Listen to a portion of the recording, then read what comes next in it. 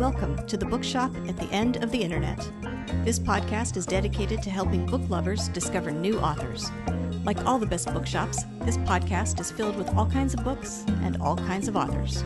So tune in, browse around, find a new author, and discover a new favorite book at the Bookshop at the End of the Internet. I'm Stacey Horan, author, book lover, and host of the Bookshop at the End of the Internet. This is episode number 188.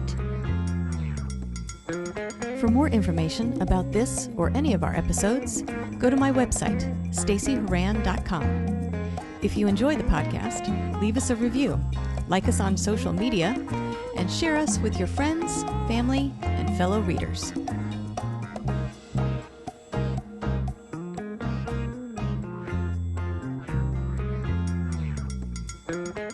In today's episode of the Bookshop at the End of the Internet, I'm chatting with author Laura Moe and actor Preston Geer about their collaboration on the audiobook for Laura's young adult novel, Breakfast with Neruda. This novel is the award-winning first book in a trilogy that includes Blue Valentines and The Language of the Sun. When the time came for Laura to make Breakfast with Neruda into an audiobook, she began her search for the perfect narrator. When she heard actor Preston Geer's sample, she knew she had found the one. In addition to being a working Hollywood actor, Preston is the narrator of almost 70 audiobooks. So Breakfast with Neruda was in safe hands.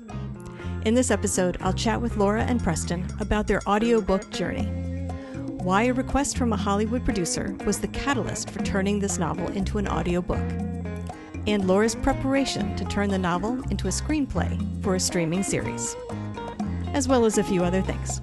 Coming up.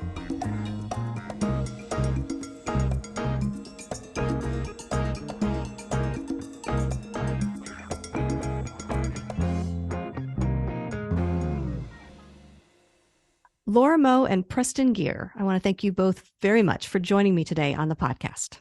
Thank you. Happy to be here.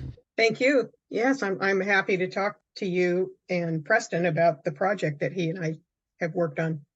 Good. Well, and let's start with some introductions, because I think that's probably important to set the tone for what we're going to be talking about here. So, Laura, why don't you go first? Introduce us to yourself and what you do. Okay. My name is Laura Moe, and I am the author of 3 novels. And the one that we're going to talk about today, Breakfast with Neruda, is the first one of these that is on audiobook. Currently, I took early retirement from teaching, and I am a president of Epic Group Writers, which is a writing, it's near, we're in Edmonds, Washington, which is near Seattle. So I am the board president of that organization, and it occupies a lot of my time, but I still find time to write. Good. And Preston, how about you? Introduce us to you and what you do. Yeah, my name is Preston Geer. I am the audiobook narrator for Breakfast with Neruda.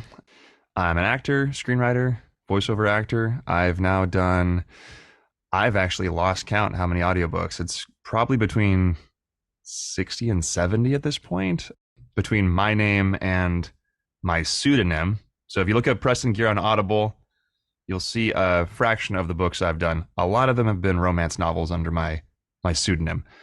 But yeah, I've been narrating about 3 years now or so, and it's been a roller coaster. I started during the pandemic. I started narrating audiobooks, and then I swear when my daughter was born about a year ago, the floodgates opened, and I have been slammed with work since about mid-June with audiobooks since 2021. I've done probably 40 books in the last year alone. It's been wild. So wow. That's a good problem to have.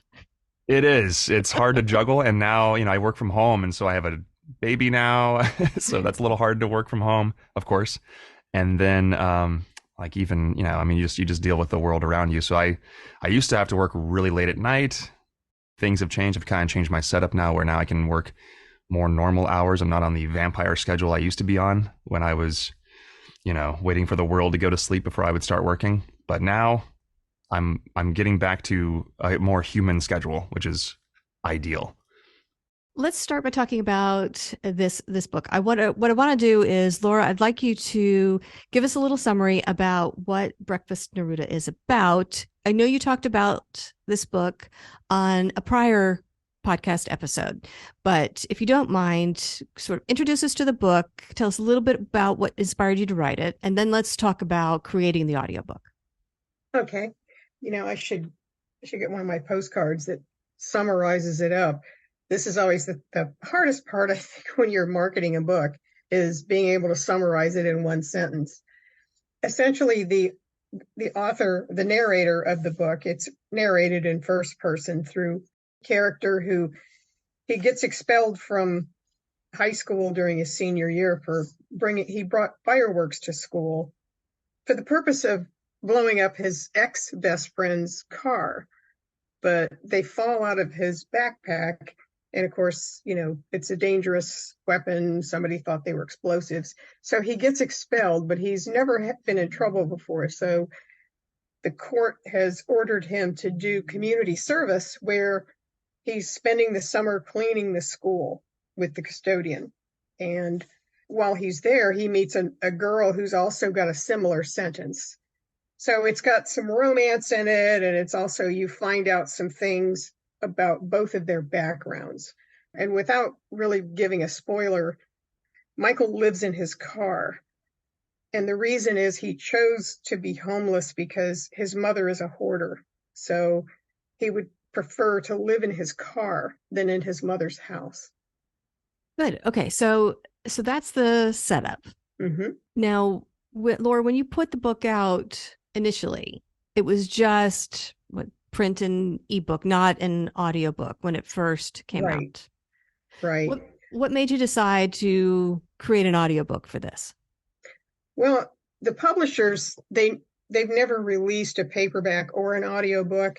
And, I've been wanting to do that. I retain the screen rights for it. And I have since written, I'm working on adapting this into a streaming series. And I have a former student who works for a Hollywood producer.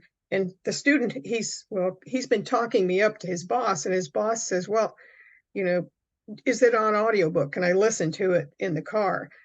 Because we all know that traffic in big cities, especially LA, Preston probably knows that, it's constant gridlock. And I don't know about you, but I like to listen to audiobooks. I live in the Seattle area, and I always have an audiobook on in my car. Keeps me from getting road rage. So he said, well, is it on audiobook? And I thought, well, no. But I contacted Simon & Schuster and asked about what I needed to do to get my audio rights back. And they went ahead and released the audio rights back to me. So then my next step was to find an audiobook producer so that I could get this project going. I'm sorry, I never knew that. That was the motivation to get the audiobook. You had a fire in you because you had a Hollywood producer who was interested in hearing the story.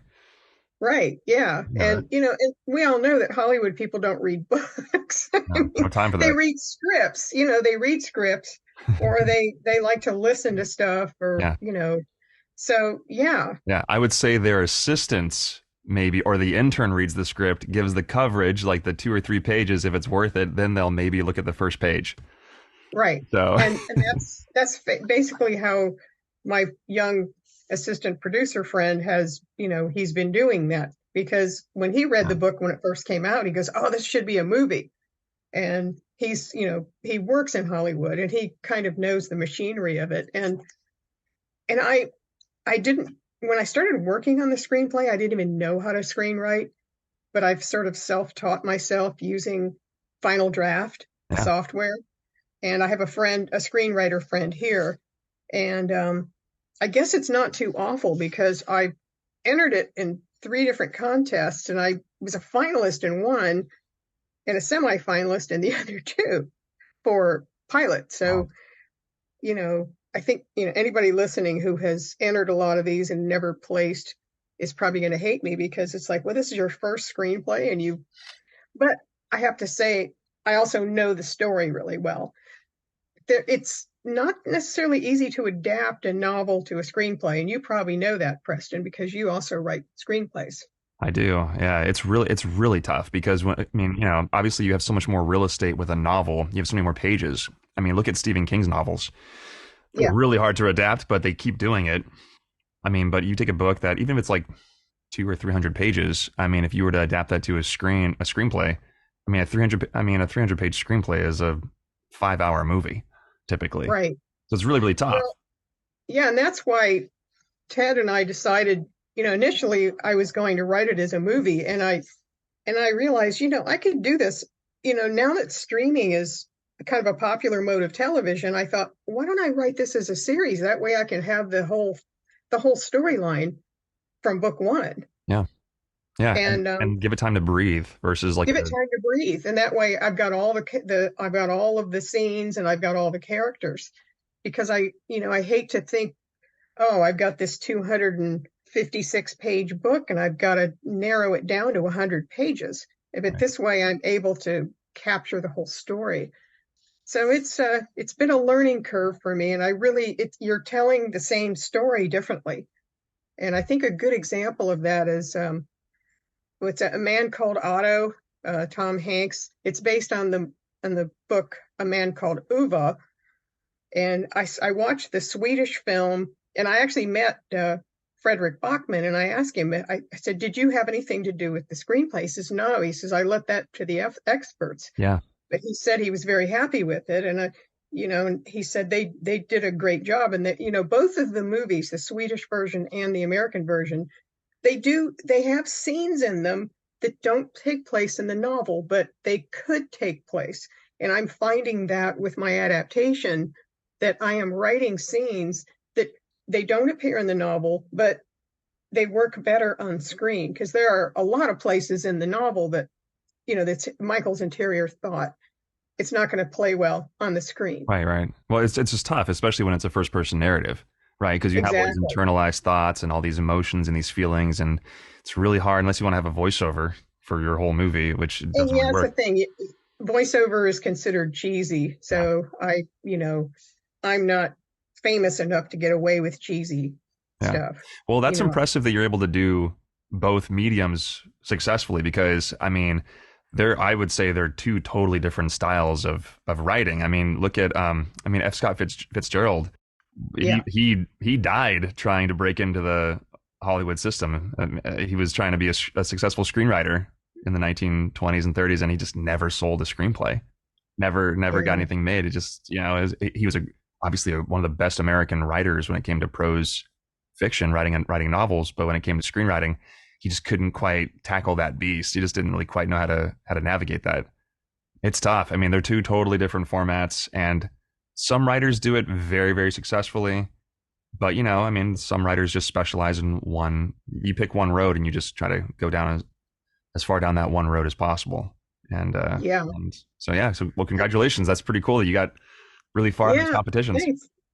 Well, and I think as I'm rewriting the story, I think I'm actually making it better, because I have to tighten everything. Yeah. The dialogue has to be spot on. And, the book, I could have some long, boring passages and get away with it, because it is, a longer format. It's a more relaxed way of getting a story.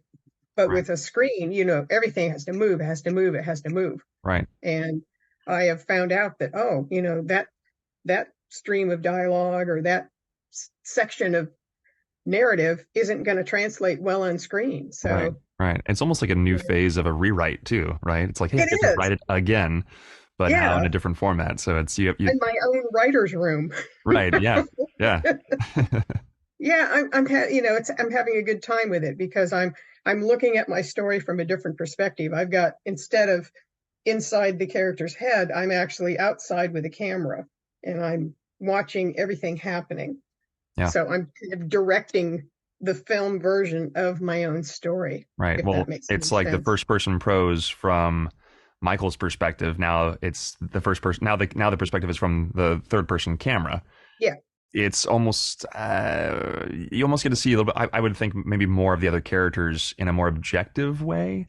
Yeah. Less of a less through Michael's lens. if that makes Right. I guess it's through the lens of the camera. So it's, it's Exactly. still somewhat Yeah. manipulative. And, I have to be careful because with a spec script, you're not directing it. Right. So the directions that I put on there for what a character does, I have to be very concise because a director might change that. But it's been a good exercise for me in learning concision and being precise with the dialogue, and also the ordering of the scenes, because the screenplay starts in a slightly different place. Cool. I'm excited to see it. Well, let's hope that makes it to our streaming services. That would be Yeah. great. But let's talk about how you two came to work together. How did this collaboration come about? Well, I use Findaway Voices. It's a service that probably most of the customers are self-published writers, but there are some like me who are traditionally published who happen to own their own rights.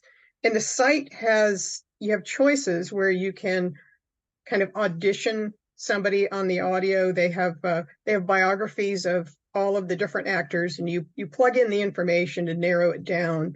I needed a narrator who could sound like an 18-year-old, 19-year-old boy who was from Ohio. And then I also had other characters in there. I wanted somebody who is flexible enough to be able to narrate female voices, an older man, several different characters. I needed somebody who had that flexibility. And the best narrators on their site on their auditions, they had a variety of the type of accents that they could do. Preston stood out to me right away. And the caveat with him is that he was already so busy. I had to wait. I think I had a 2-month wait. Yeah. Yeah. And I think even then I was a bit late on my initial deadline, which you were super flexible about, and you were super cool because I was like, hey, I got a new baby. It's been really hard. I'm trying to figure out this whole work schedule thing. Things have changed, but you were super flexible, and I really still very much appreciate that. Well, and it was worth it to me to get just the right voice. And there were a couple of others that I listened to their auditions, and I thought, if Preston isn't available at all, then I had plan B and C. But I was so happy that as long as I was willing to wait for him. And I'm glad, because everybody who has listened to, in my group of friends has said, oh, Preston's, he's really captures the mood of the book and Michael's tone and the tone of the other characters. And for me, even though I wrote the book, listening to the book, it makes the story come alive in a different way, because there's a different voice in my head now telling this story. Instead of me sitting there reading it, there's an actual other voice that is giving life to this person. I was captivated from the beginning when I read the book, because I love it when authors challenge the genre. And this was, I think initially it was set up as young adult. It was a young adult romance, but I read it and it's not your typical young adult romance. I mean, the main character's homeless. He lives in his car. His mom's a hoarder, which you don't really see very often in any kind of fiction or any kind of media, really, except for the show Hoarders. But which it was really sad and had a lot of melancholy to it. It was just such an interesting idea, and again, it was just not your typical young adult romance story. And I thought it was. And I will say, for young adult, there's definitely a cap, I think, for myself. I mean, if I'm playing characters who are 14 and younger, that's really, really hard because I just have a deeper voice. But when you're playing, seniors in high school, early college even, that was much easier to tackle too, because I can just use more of my natural voice. I don't have to put on a higher pitch. And then, you had characters like Earl, the custodian, which, by the way, the character breakdown I got from Laura for this book was the most detailed and helpful character breakdown I've ever gotten as a narrator. She gave me a list of all the characters and the accents and even actors she was thinking of for the parts. And I know Earl in particular, she was thinking like between Tommy Lee Jones and Jeff Bridges. And I'm like, I remember reading that and I thought, okay, well, I'm not great at impersonations necessarily, but when she said that, I got the energy she was going for. And that was super helpful. So when you listen to the book, just know that the note was between Jeff Bridges and Tommy Lee Jones. That was the inspiration behind Earl's voice, and it was super helpful. And it also just helped keep things consistent. It would help give me these anchors when I was, developing the voices. And I think I sent the voice samples to Laura before we even started, just to make sure we got the final approval before we pushed ahead. And once she approved, then we took the chains off and just went for it, and we just kept going.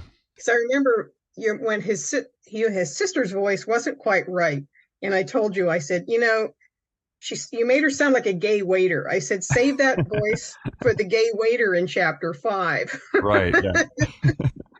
So, and you were able to pull it off, and I thought you did a great job with Shelley. I'm really pleased with the audiobook. I think it's very difficult for one person to be able to capture a variety of voices. Yeah, it's tough. I mean, I definitely try my best to give as much vocal versatility as possible, but there's some very prolific narrators out there who've done 1,000+ books, and when you listen to them, you're pretty much just going to hear their voice. They don't do a ton of different voices, which is probably why they do so many audiobooks. They're not having to do a whole character list and create new voices and whatnot. And nothing against them. I mean, I don't want to even name the narrators I'm thinking of, but they're some of the most successful audiobook narrators, and they have a great voice. When you, and I will say too, as an audiobook listener, when you pick up an audiobook and start listening, you expect to hear that person's voice. You're not really expecting to hear a variety of 100 different voices.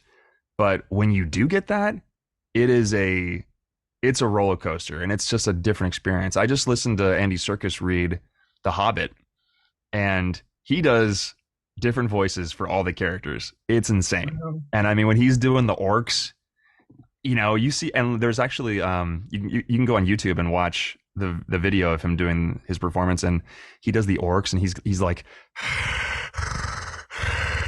he's getting really into it and giving the full character performance. And of course he does Gollum as well. He does this variety, and I'm watching that and listening to it, and I'm thinking to myself, that would wreck my vocal cords to do that for hours at a time. And those books are not short.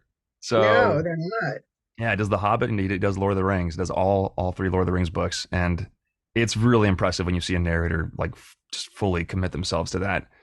So yeah, I try to do as much vocal variety as possible within reason, but audiobooks are a marathon. And so if you pick a crazy voice, I've made the mistake in the past of early on where I did a full-blown Christian Bale Batman voice for a character that had like 2 or 3 lines, and I did not realize that this was a series of books. I didn't realize this character was going to have a much bigger part in the next book. So first book, it was like 2 or 3 lines, throwaway. I went full-blown Christian Bale with the voice.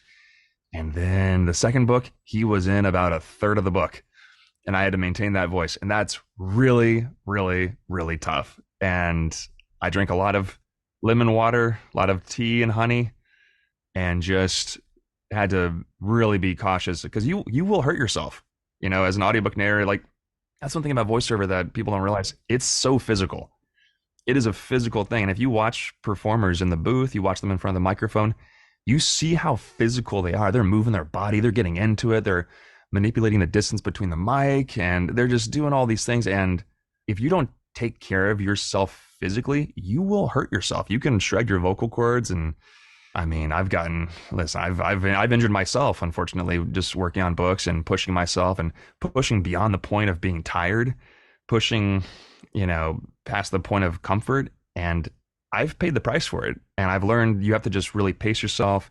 And sometimes sometimes you have to sacrifice going really far with a voice, because you might be able to have a great voice that you can do for a couple of lines, but if you can't maintain that voice, it's better to steer clear, because you don't want to hurt yourself and affect the work of the book and affect the future. Just, it's never good to hurt yourself for your art, How long does it take you to, like a book like Breakfast with Neruda? How long would that take you to prep it, record it, finalize it, and then have it sent out in the world? I would say for an audiobook producer, I mean, I typically skim through the book. Like, full disclosure, I run through and I'll find all the characters who have all the major characters who have lines of dialogue, and I'll make character notes. And if there's any kind of hint or indication in the book itself that say, if there's a certain vocal quality, like do they have an accent?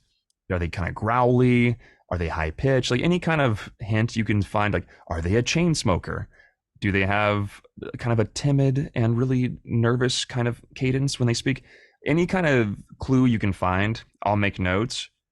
And to skim through a book, I can usually skim through a book and find all that information, usually within a couple of days. And then I start working on the character voice.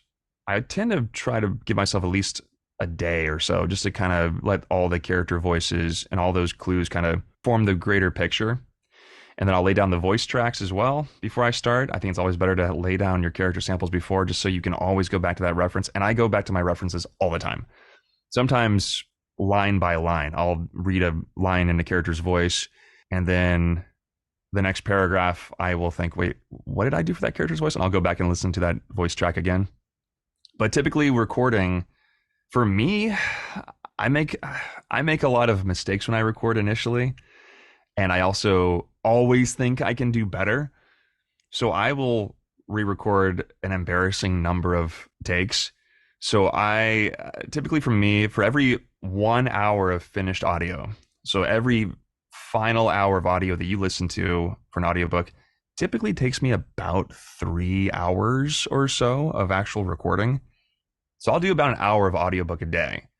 And so if a book is 7 hours long, it'll take me about 7 days to record.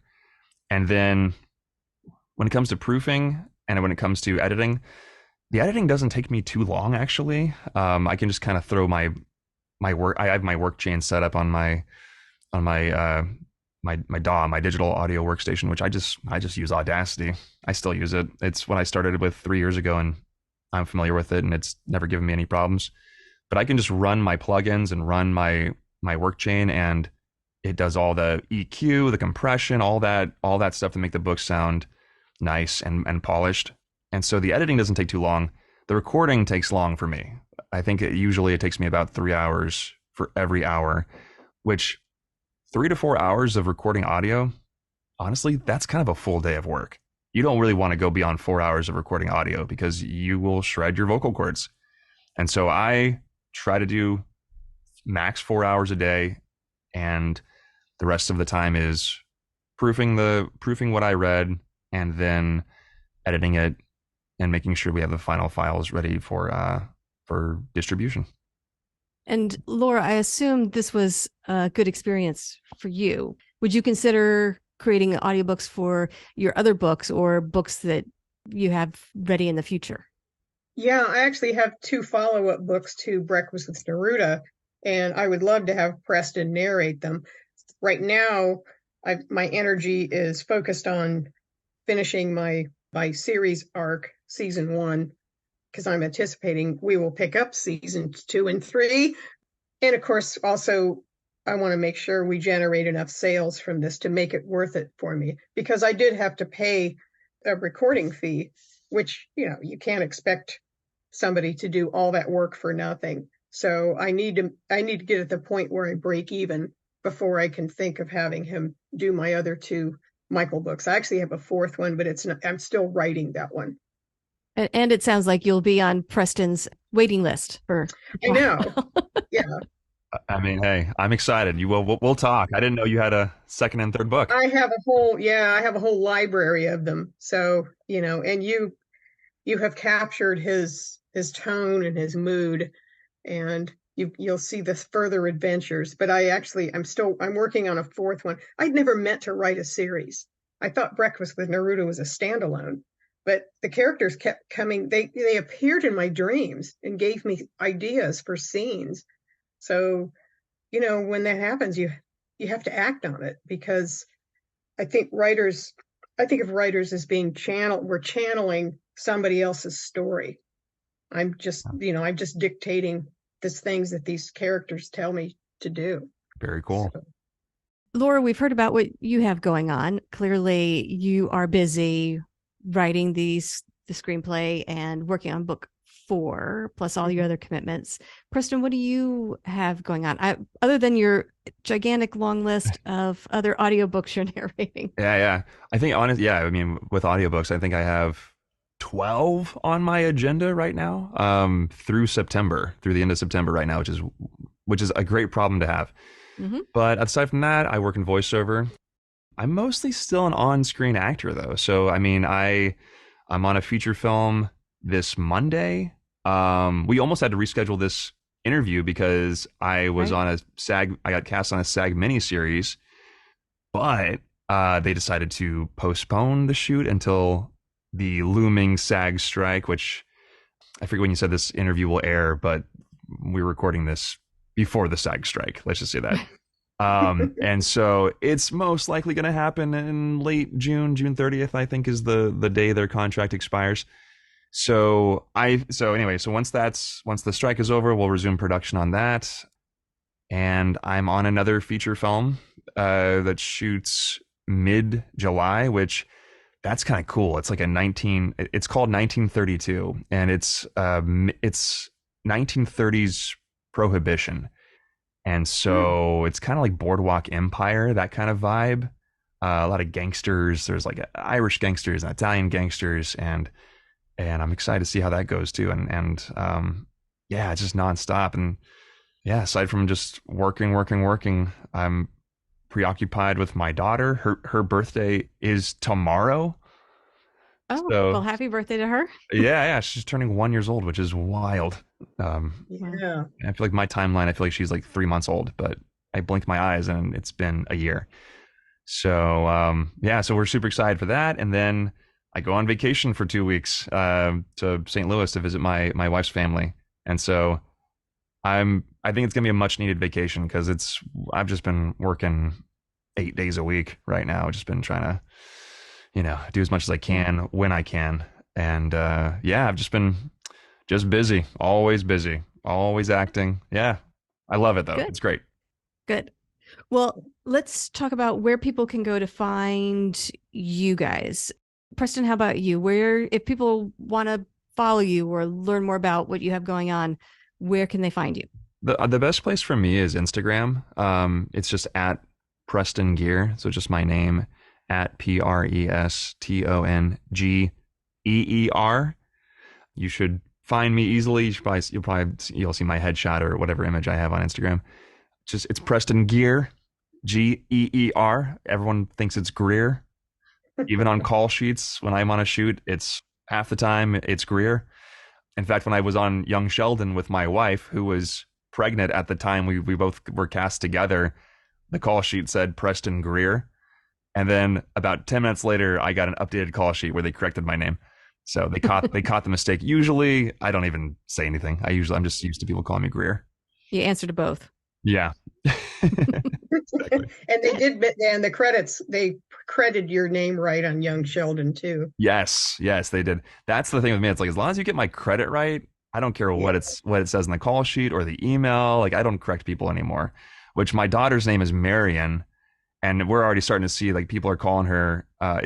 We spell it Marion, so she gets Marion Greer. Whenever we get a phone call, it's Marion Greer, and I'm just like, oh, you poor thing. I'm so sorry. You got the curse. Now you have two names that people don't know how to pronounce. Well, Laura, with a very pronounceable name, where Yeah. can people go to find you? Well, like Preston, I'm on Instagram a lot. They can find me at at Laura Moe Writer. It's all one word on Instagram. I also have a website. It's www.lauramobooks.com, and they can get more information about all of my books on the website. And if people want to purchase a copy of the audiobook of Breakfast with Neruda, where can they go to buy that?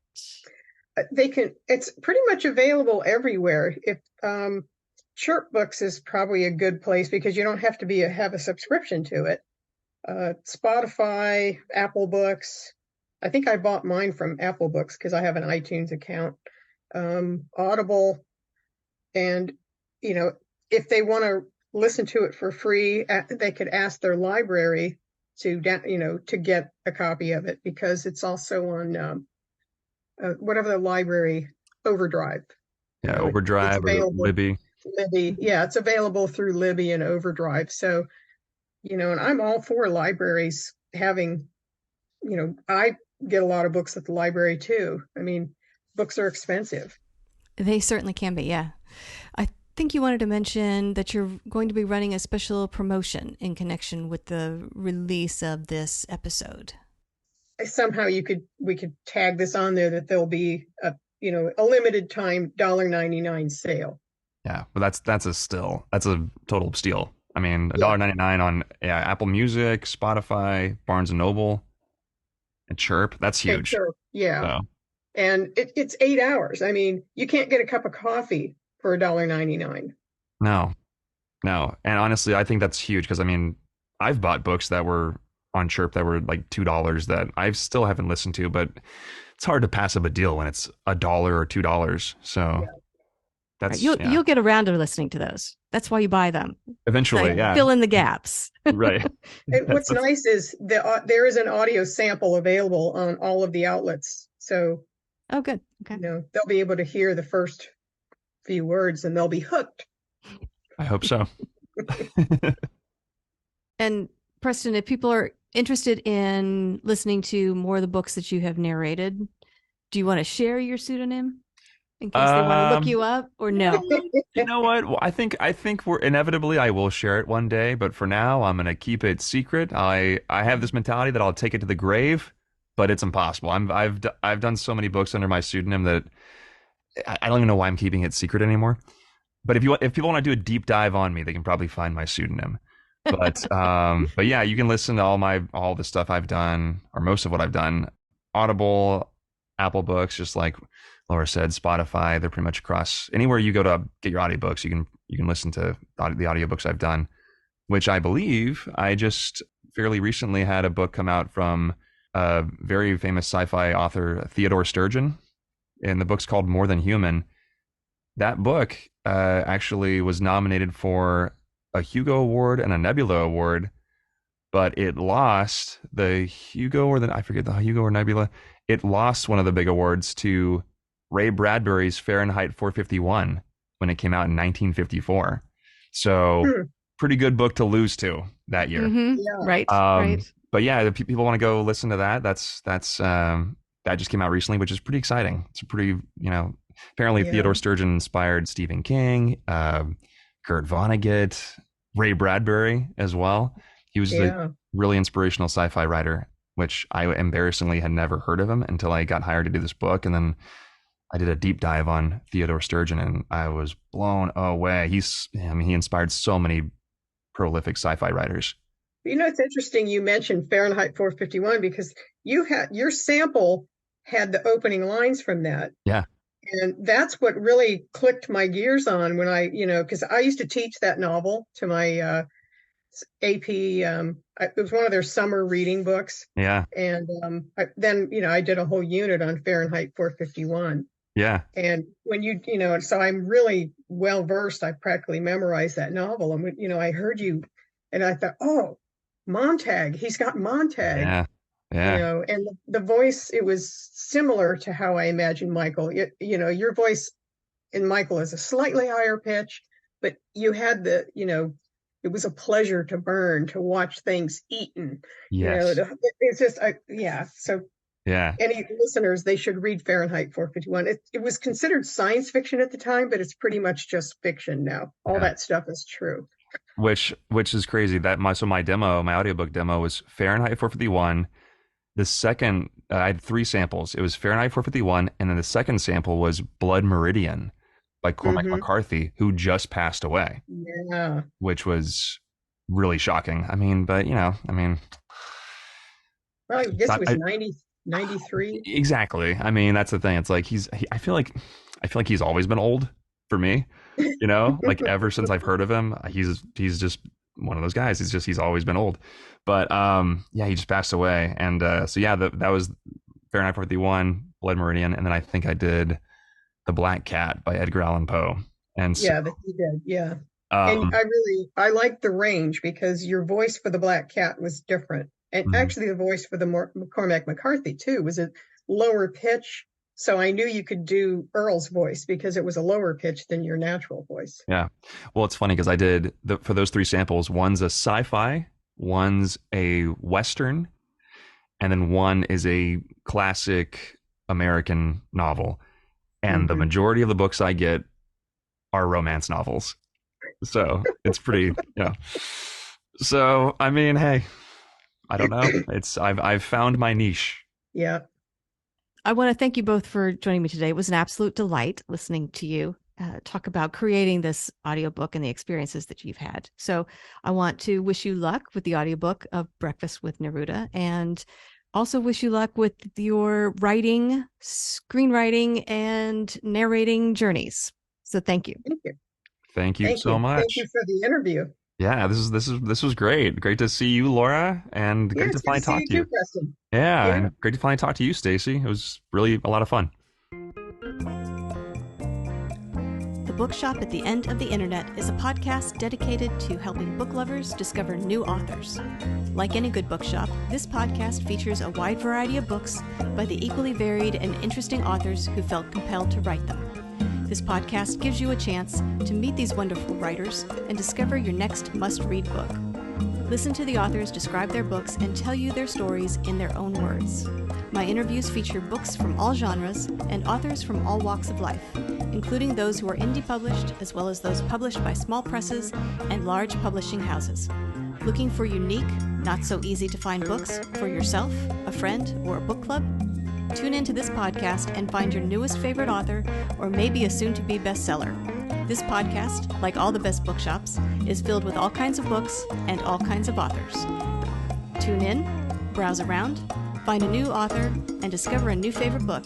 You never know what treasures you might find in the Bookshop at the End of the Internet.